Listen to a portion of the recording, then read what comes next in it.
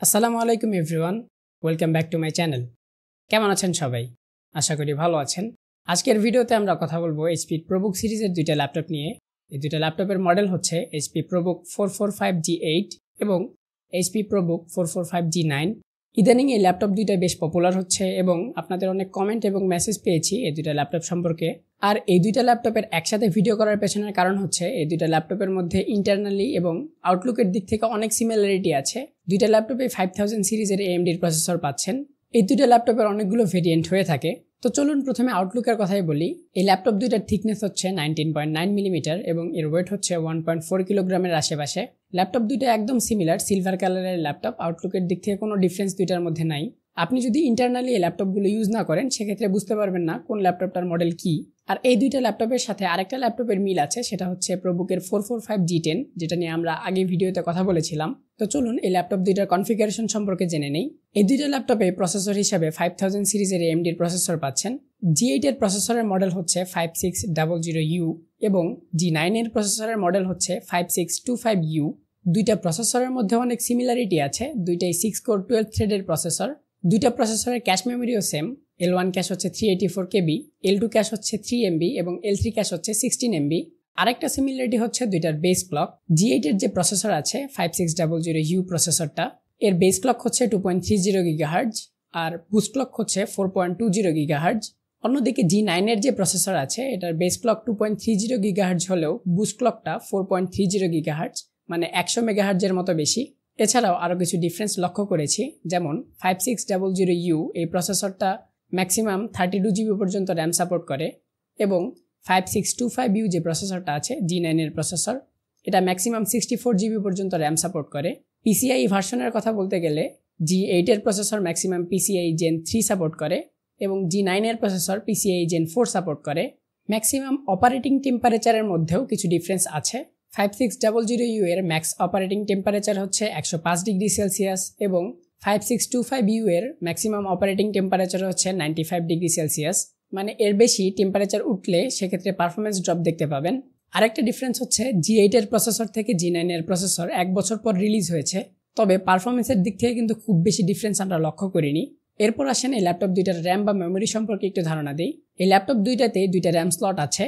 DDR4 এর RAM support করে 3200 MHz এর র্যাম। তবে আমাদের কাছে যে দুইটা ল্যাপটপ আছে তার মধ্যে 445G8 এর মধ্যে 16GB র্যাম ইনস্টল করা ছিল একটা সিঙ্গেল স্লটে। অন্যদিকে G9 এর ক্ষেত্রে 8GB র্যাম ইনস্টল করা আছে দুইটা স্লটে, মানে 448GB ইনস্টল করা আছে। এজন্য আমরা পারফরমেন্সের ক্ষেত্রে কিছুটা ডিফারেন্স দেখতে পারি। তো আমরা বেঞ্চমার্ক এবং গেমিং টেস্টের মধ্যে বাকি ডিটেলসগুলো পেয়ে যাব। ডিস্ক হিসাবে 256GB এবং 512GB NVMe SSD ইনস্টল করা আছে দুইটা ল্যাপটপে। আপনি চাইলে এটা কাস্টমাইজ করে নিতে পারবেন, নিজের ইচ্ছা মতো আপডেট করে নিতে পারবেন। কানেক্টিভিটি হিসাবে Wi-Fi 6, RJ45 ইথারনেট পোর্ট যেটা গিগাবিট সাপোর্টেড এবং ব্লুটুথ পেয়ে যাচ্ছেন। দুইটা ল্যাপটপে সেম গ্রাফিক্স পাচ্ছেন, AMD Radeon-এর গ্রাফিক্স। এর মডেল হচ্ছে Radeon Vega 7, যেটা 1800 MHz ফ্রিকোয়েন্সিতে রান করবে। এখানে 512MB ডেডিকেটেড GPU মেমোরি থাকবে এবং বাকিটা শেয়ার্ড থাকবে আপনার র্যাম অনুযায়ী, র্যামের অর্ধেক থাকবে।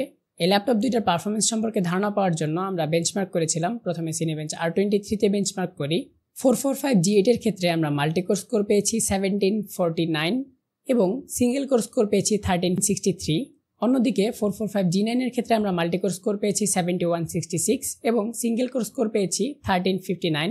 বেঞ্চমার্কের দিক থেকে আমরা 445G8-এ বেটার পারফরমেন্স পেয়েছি। এরপর আবার আমরা 10 মিনিটের থ্রটলিং টেস্ট করি, সেক্ষেত্রে আবার 445G9 এর পারফরমেন্সটা বেটার ছিল। G8 এর ক্ষেত্রে আমরা মাল্টিকোর স্কোর পেয়েছি 5850 এবং সিঙ্গেল কোর স্কোর পেয়েছি 1354। আর G9 এর ক্ষেত্রে আমরা মাল্টিকোর স্কোর পেয়েছি 5873 এবং সিঙ্গেল কোর স্কোর পেয়েছি 1372। এক্ষেত্রে আবার G9 এর স্কোরটা আমরা বেটার পেয়েছি। এরপর আমরা বেঞ্চমার্ক করি Geekbench 6-এ। Geekbench 6 এর ক্ষেত্রে 445G8-এ আমরা সিঙ্গেল কোর স্কোর পেয়েছি 1827 এবং মাল্টিকোর স্কোর পেয়েছি 5455।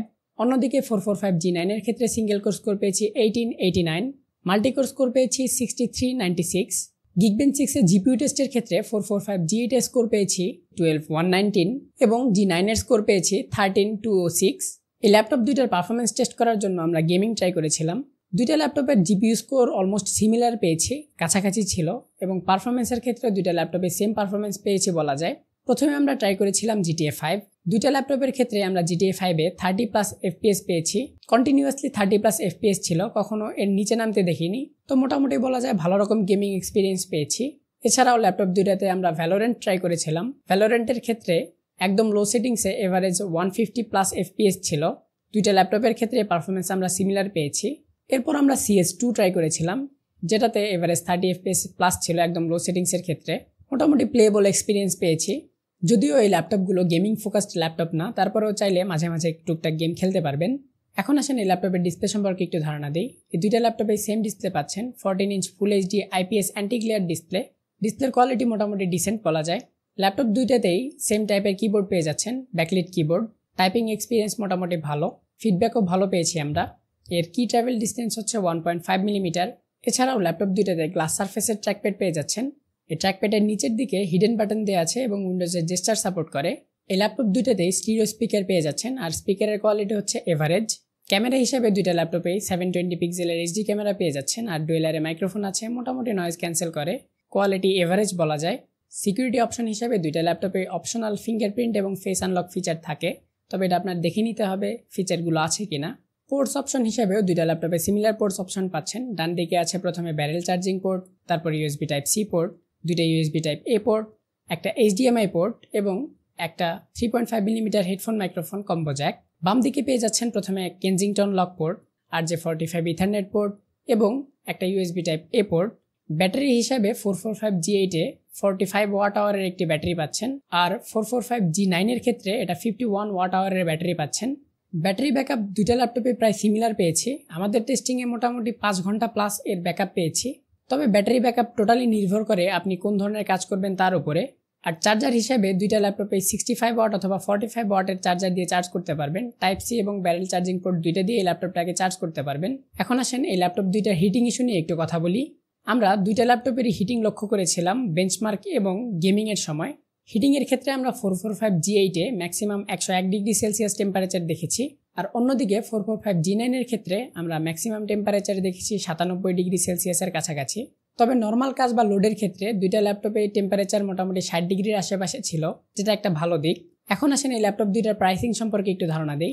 দুইটা ল্যাপটপের প্রাইসিং খুব অ্যাগ্রেসিভ, তাই এই ল্যাপটপগুলো এখন পপুলার হচ্ছে। প্রাইসিংয়ের ক্ষেত্রে দুইটা ল্যাপটপে মোটামুটি 40 থেকে 45K রেঞ্জের মধ্যে পেয়ে যাবেন। প্রাইস কিছুটা কম বেশি হতে পারে মডেলের কারণে বা কনফিগারেশনের কারণে, তবে এভারেজ 40 থেকে 45K এর মধ্যেই পেয়ে যাবেন।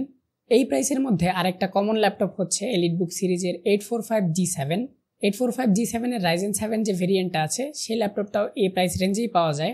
এখানে অনেকের কনফিউশন থাকতে পারে যে এলিটবুক সিরিজের ল্যাপটপটা নেব না প্রবুক সিরিজের ল্যাপটপটা নেব। এই কনফিউশনটা দূর করার জন্য আমরা প্রবুক সিরিজ সম্পর্কে একটু ধারণা দেই, তাহলে বুঝতে পারবেন আপনার জন্য কোন ল্যাপটপটা বেটার হবে। প্রবুক সিরিজ এবং এলিটবুক সিরিজ এই দুইটা সিরিজই HP বিজনেস ক্লায়েন্টের জন্য ফোকাস করে বিল্ড করে। তবে এখানের বিষয়টা হচ্ছে এলিটবুক সিরিজটা একদম টপ লেভেলের থাকে এবং প্রবুক সিরিজটা থাকে বাজেট ওরিয়েন্টেড হওয়ার কারণে এর বিল্ড কোয়ালিটির দিক থেকেও কিছুটা গ্যাপ থাকে। এরকম আরও কিছু ডাউনসাইড আছে প্রবুক সিরিজের ল্যাপটপের। তো চয়েসের বিষয়টা টোটালি আপনার। বেটার পারফরমেন্স চুজ করবেন না বেটার বিল্ড কোয়ালিটির একটা ল্যাপটপ চুজ করবেন, সেটা টোটালি আপনার বিষয়। তো এই ছিল এই ল্যাপটপ দুইটা সম্পর্কে টুকটাক এবং বিস্তারিত। এই ল্যাপটপগুলো সম্পর্কে বা অন্য কোনো ল্যাপটপ সম্পর্কে কোনো কোশ্চেন থাকলে আমাদের কমেন্ট করে জানাতে পারেন, অথবা আমাদের ফেসবুক পেজে মেসেজ করেও জেনে নিতে পারেন। ভিডিওতে এই পর্যন্ত সাথে থাকার জন্য ধন্যবাদ। এরকম আরও নতুন ভিডিও পেতে চাইলে আমাদের চ্যানেলটি সাবস্ক্রাইব করে রাখতে পারেন। পরবর্তী ভিডিও দেখার আমন্ত্রণ জানিয়ে এবং সকলের সুস্থতা কামনা করে আজকের মতো এখানেই বিদায় নিচ্ছি। আল্লাহ হাফেজ।